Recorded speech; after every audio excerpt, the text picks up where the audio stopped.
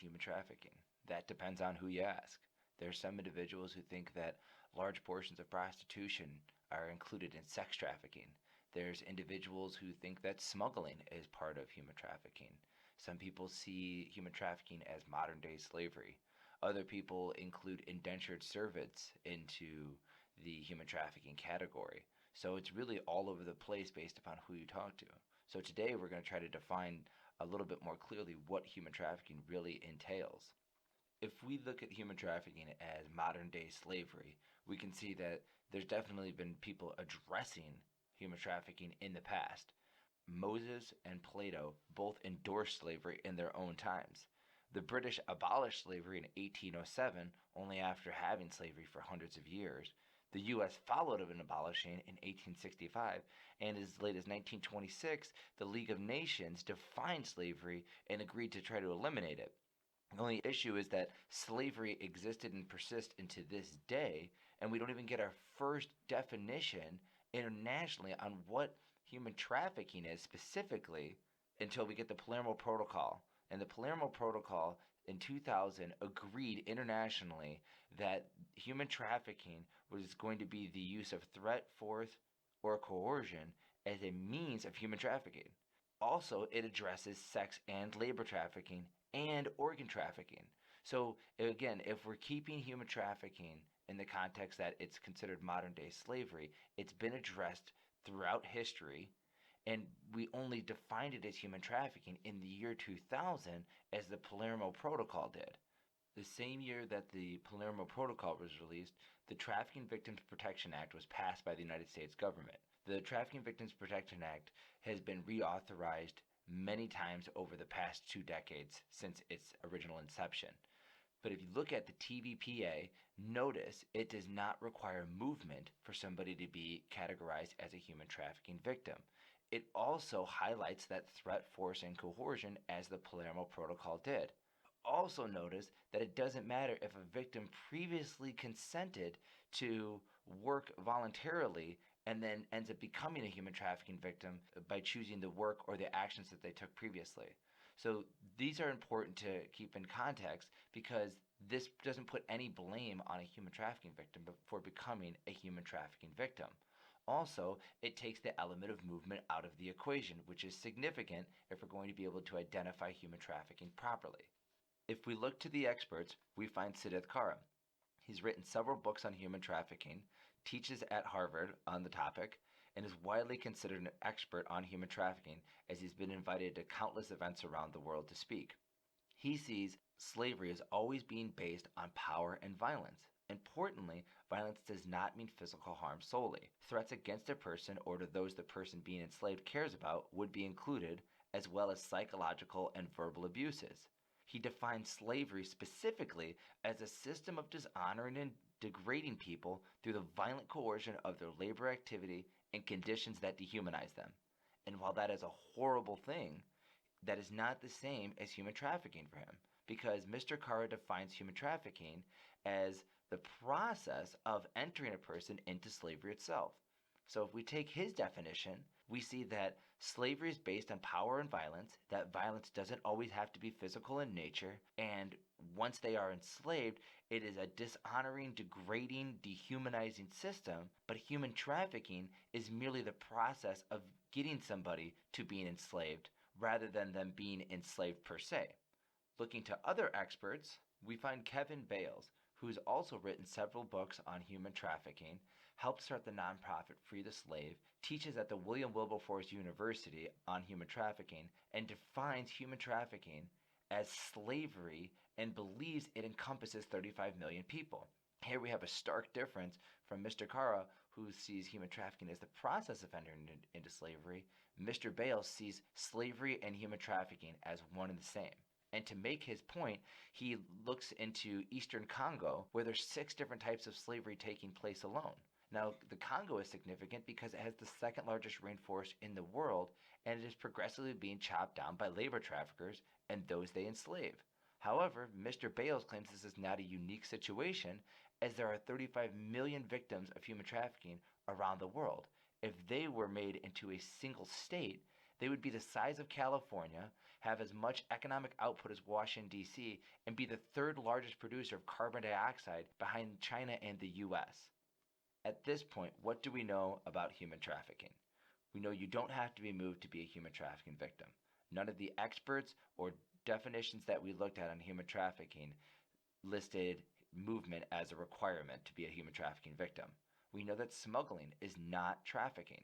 Smuggling is someone willingly, illegally crossing a border. Individuals who are smuggled are at high risk of being trafficking victims because they are exploitable, but they are not human trafficking victims just because they're being smuggled. Shockingly, though, a study in 2012 found that the public did not view individuals as victims if they somehow took steps that seemed to perpetuate their victimization into trafficking. However, under the same logic, one would not view a rape victim or a victim of robbery legitimate because they chose to walk into a dark alley. And lastly, we know that force, threat, or coercion can be used to compel sexual or labor services or in acquiring someone's organs. Looking at types of trafficking, most think of sex trafficking. That's because movies, news, books, nonprofits, and the police mostly focus on the single form of human trafficking. For example, someone looking to learn more about human trafficking in June of 2019, if you would have gone to Amazon and typed in the search bar for books, human trafficking, you would have found 22 titles. Out of the first 22 titles, 15 focused on sex trafficking specifically. All of the titles that mentioned labor trafficking also mentioned sex trafficking, and most of those were college textbooks, which, if you're looking to learn about human trafficking, you're probably not going to choose to jump into a college textbook first.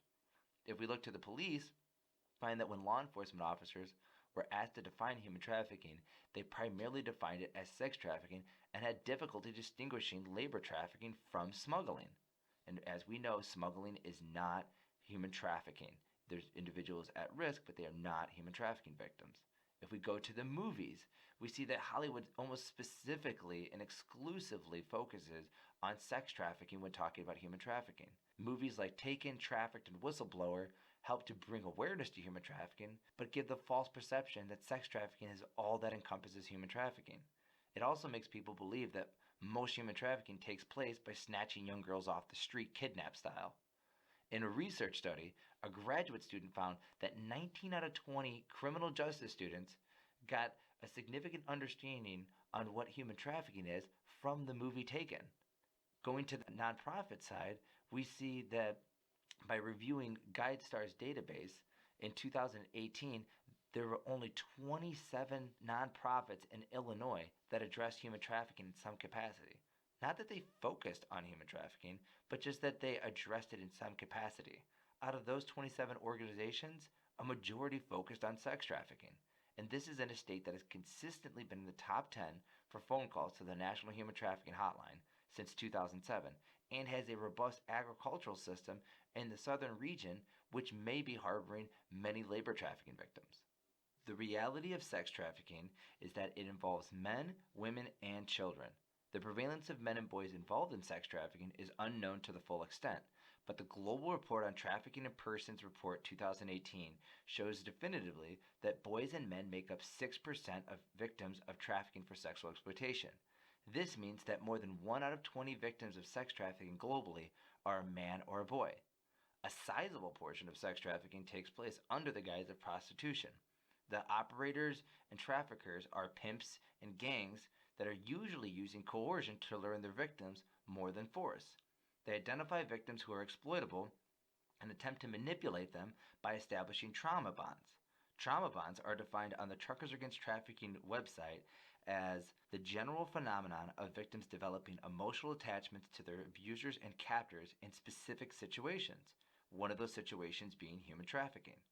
If coercion does break down, then force and threat come into play, as a victim's family can be threatened or the victim themselves.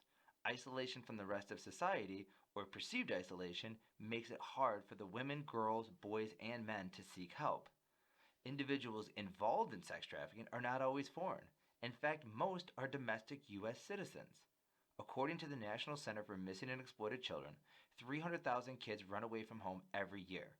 And the National Runway Switchboard in Chicago has seen an increase in the number of children staying away from home longer an increase in the number of youth engaging in survival sex, and survival sex is sex trafficking because a youth is engaging in a commercial sex act and that they are receiving something in exchange for sex. The exchange doesn't have to involve money to be considered commercial. And according to Sidith Kara's latest book, Modern Slavery, sex slaves are responsible for generating more than $62 billion in profits for their traffickers. This represents just over 50% of all profits generated globally by enslaving other human beings. This is astonishing given sex slaves only make up 5.8% of all persons enslaved around the world. There's also labor trafficking. More people globally suffer in this form of trafficking than any other. The International Labor Organization states there are 25 million people suffering around the world to produce goods, gather ore, metals, and food so it'll be cheaper for those who are not enslaved. That's all of us listening to this and billions more around the world. Unfortunately, the victims are enslaved through force, coercion, isolation, and debt bondage. Victims range from children to adults, and it's so prevalent that the Department of Labor has an app that details which countries are forcing individuals and children to produce the products we use every day. By logging into the app, you can find that there's hundreds of products from toys and Christmas decorations to fish and carpets that are all produced by slave labor. A U.S. study found that 71% of labor trafficking victims entered the country legally with temporary visas. Men made up more than 90% of the individuals identified as victims in the agricultural system, and women made up more than 95% of victims working in domestic services and private residence. This shows that certain types of trafficking are gender specific.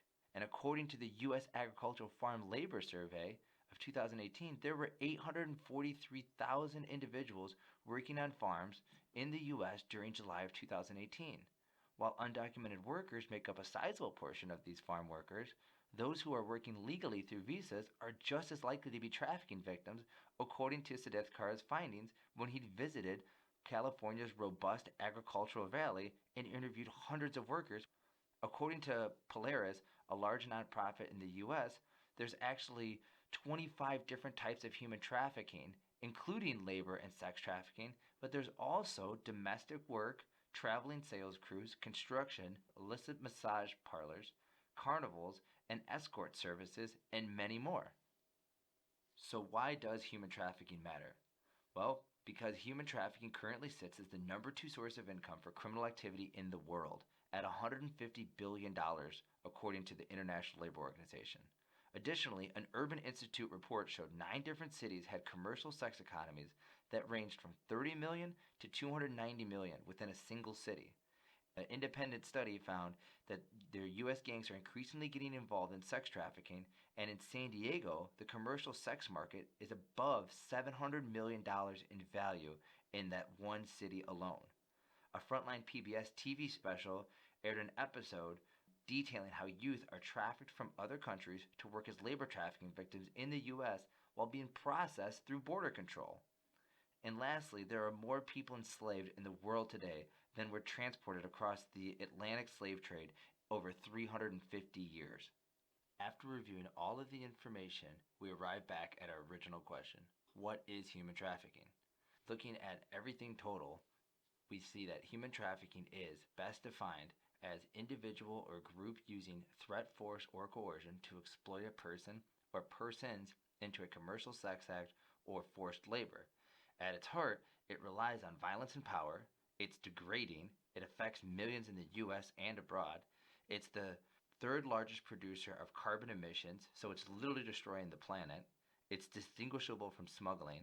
Ensnares men, women, children, illegals, and visa holders all within the United States, and is synonymous with modern-day slavery, or at a minimum leads to modern-day slavery. Thank you for listening to Human Trafficking Hater. If you're interested in getting more content about human trafficking, how to address it, and how it impacts millions around the world, please subscribe and join us as we continue to hate human trafficking and raise awareness.